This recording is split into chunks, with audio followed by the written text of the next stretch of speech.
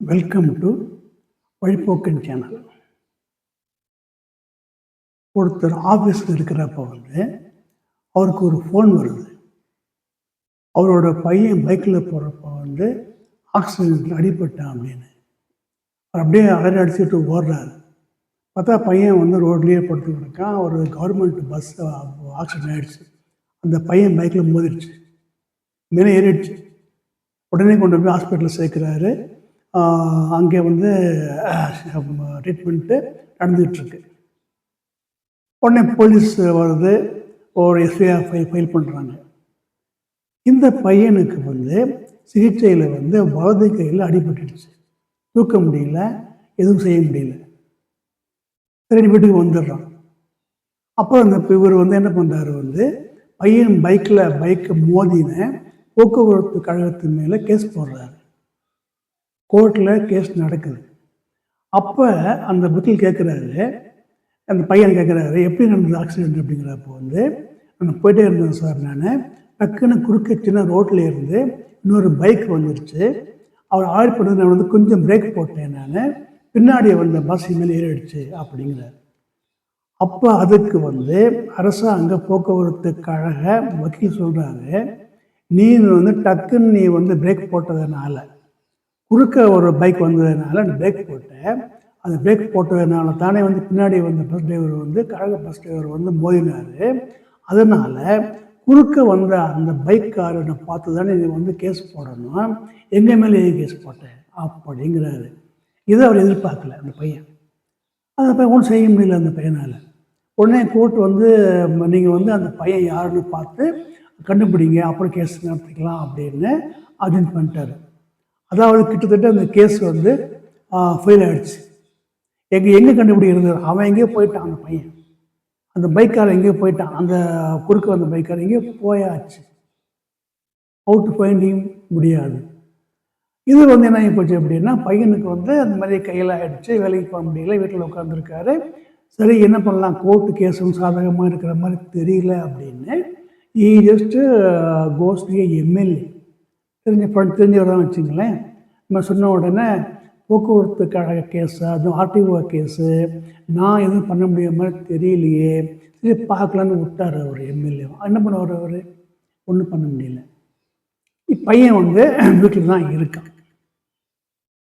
இப்போ என்ன நடக்குது அப்படின்னா, நல்லா ஆரோக்கியமாக இருந்த பையன், வேலைக்கு போயிட்டு இருந்த பையன், சம்பாதிச்சிருந்த பையன் வீட்டில் உட்காந்துருக்கானே அப்படின்னு அவருக்கு மனசு வருத்தப்பட்டு கோவிலுக்கு போகிறாரு. என்ன ஆண்டவா இப்படி ஆகிப்போச்சு என் பையனுக்கு, அந்த பையனை அந்த குறுக்க வந்த அந்த பைக்காரனை எப்போ கண்டுபிடிக்கிறது, என்ன கேஸ் ஆக போகுது, இப்போ எதிர்காலம் என்ன அப்படின்னு ரொம்ப வருத்தப்பட்டு ஆண்டவனை வேண்டுகிறார். ஆண்டவன் என்ன செய்ய முடியும்? இங்கே சிசிடிவி கேமரா ட்ரேஸ் பண்ணி அந்த பையனை கண்டுபிடிச்சி கொண்டு வந்தாலும் கூட இந்த கேஸ் இந்த பையனுக்கு சாதகமாக ஆகுமா தெரியாது இல்லைங்களா? இதை இப்படியே விட்டுடுவோம். கொஞ்சம் ஸ்டாப் பண்ணிவிட்டு, இதே அந்த பையனோட அப்பா, ஆக்சிடென்ட் அந்த பையனோட அப்பா இப்படியே போயிட்டுருக்கிறப்போ ஒரு ஃப்ரெண்ட் கேட்குறாரு, என்ன சார் இது பையனுக்கு இப்படி ஆகி போச்சு, இந்த மாதிரி நல்லா சம்பாதிச்சிருந்த பையன், ஆரோக்கியமான பையன், சுறுசுறுப்பான பையன், எதிர்காலம் இருக்கிற பையன், இப்படி ஆகி வீட்டில் உட்காந்துருக்கானே அப்படின்னு கேட்குறப்ப இவர் என்ன சொல்கிறார் அப்படின்னா, சொல்லலாம் அப்படின்னா, சார் பையனுக்கு ஆக்சிடெண்ட் ஆச்சு, நான் ஹாஸ்பிட்டலில் சேர்த்தேன், ட்ரீட்மெண்ட் கொடுத்தேன், போலீஸ் கம்ப்ளைண்ட் கொடுத்தேன், கேஸ் நடத்தினேன், எம்எல்ஏவும் போய் பார்த்தேன் சார், ஒன்றும் நடக்கலை, நான் என்ன பண்ணுவேன் அப்படின்னு சொன்னார் என்றால், அங்கே ஆண்டவன் எங்கே வருகிறான்? வராரா? இல்லை. ஆக ஒரு விஷயத்தில் உங்கள் நிலைப்பாடு என்ன, அதை பொறுத்து தான் பக்தி வருகிறது. ஐயோ என் மகன் இப்படி ஆகிப்போச்சேன்னு நீங்கள் மன வருத்தப்பட்டு ஒரு நிலையில் இருந்து நீங்கள் அந்த விஷயத்தை பார்த்தீர்களே ஆனால் நீங்கள் செல்லும் இடம் ஆண்டவன். சரிங்களா?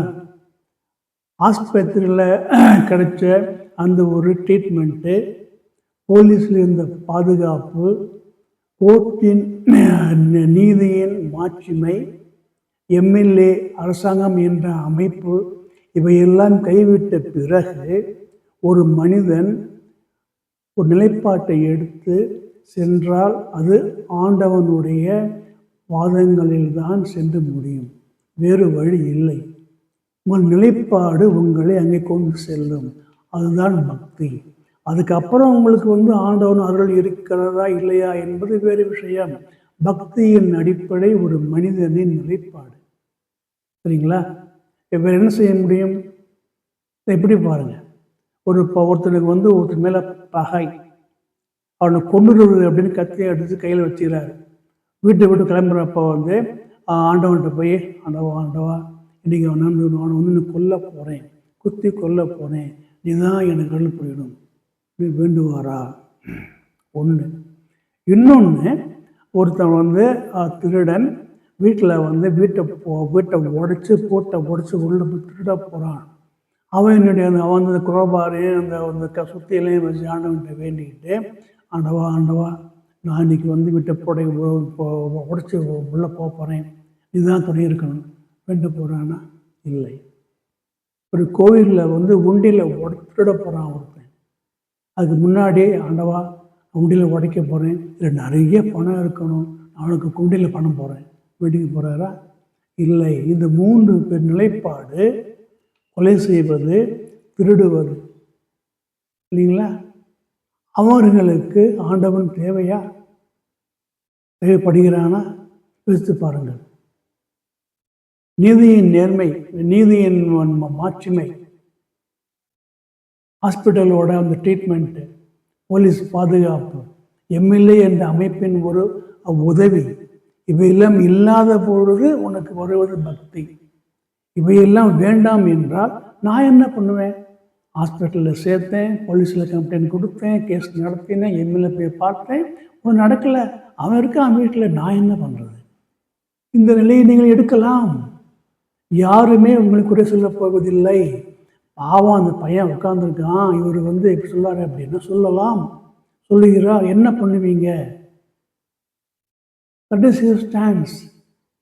அவர் அந்த நிலைப்பாடை எடுத்தார். அப்பொழுது ஆண்டவன் எங்கே வருகிறான்? இல்லையா? ஸோ கடவுள் பக்தி என்பது ஒரு தனி மனித நிலைப்பாட்டின் வெளிப்பாடு. நான் அப்படி விஷயம் எடுத்துட்டேன், நான் என்ன பண்ண முடியும் சொல்லுங்க? அப்படி என்றால் இந்த கேள்விக்கு யாருக்குமே பதில் இல்லை. பதில் இருக்கிறது என்று ஒருவர் நம்பினால் அவர்தான் கடவுள். உதவி செய்வாரா செய்ய மாட்டாரா என்பது வேறு விஷயம். கடவுள் பக்தி என்பது தனி மனித விருப்பம். அங்கதான் எல்லாம் சொல்றது தான். ஆனால் நடைமுறையில் எவ்வாறு இருக்கிறது சொல்ல முடியும். இவை எல்லாம் மனிதனால் ஏற்படுத்தப்பட்ட இந்த ஒரு ஆஸ்பத்திரி, இந்த போலீஸ் ஸ்டேஷன், இந்த கோர்ட்டு, இந்த எம்எல்ஏ எல்லாமே மனிதனுக்காக ஏற்படுத்தப்பட்டவை. அவற்றை நம்பினால் நம்புங்கள், நம்பவில்லை என்றால் வேண்டாம். அவை உனக்கு என்ன செய்யும்? அது போதும் என்றால் போதும். இல்லை இதுவே அந்த கோர்ட்டு ஆமாம் இந்த பையன் போய் கொண்டிருந்தான், பின்னால் அரசு போக்குவரத்து கழக வண்டியின் டிரைவர் தான் மோதிவிட்டார், ஆகவே அந்த பையனுக்கு ஐ ஆம் சாங்ஷனிங் 10 lakh rupees அப்படின்னா ஓகே, அங்கே ஆண்டவன் தேவையில்லை. இல்லைங்களா? ஒரு மனிதன் தன்னால் ஏற்படுத்தப்பட்ட இந்த அமைப்புகளின் மீது இருக்கும் நம்பிக்கை இல்லாமல் போகும்பொழுது ஆண்டவன் வருகிறான். இல்லைங்களா? ஸோ தனி மனித நிலைப்பாடு தான் பக்தியின் அடிப்படை. சரிங்களா? அடுத்த இதை நீங்கள் சப்ஸ்கிரைப் பண்ணுங்கள். அடுத்த எபிசோட் சந்திப்போம். நன்றி, வணக்கம்.